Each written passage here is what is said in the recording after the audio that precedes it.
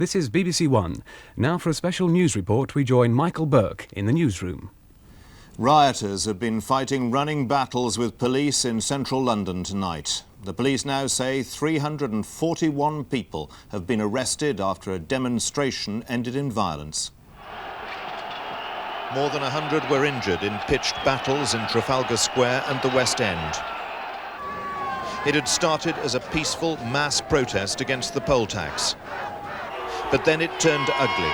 Police accused a minority of around 3,000 troublemakers of mounting a ferocious and sustained attack on them. Cars were overturned and burnt. Shops were looted. Buildings set ablaze. As night drew on, the trouble spread, with police reporting sporadic violence throughout the centre of the city. Well, our reporter Mike Donkin is in Horse Guards Parade now. Mike, what's happening? Things do at last seem to have quietened down now, Mike. Trafalgar Square has been cleared of demonstrators. They actually dispersed of their own accord the last 300 or 400 about 40 minutes ago.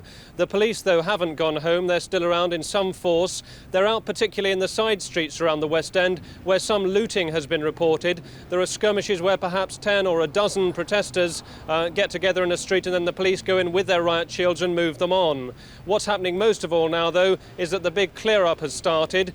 The banks, the cafes, the buildings which were damaged, the broken glass is being cleared up.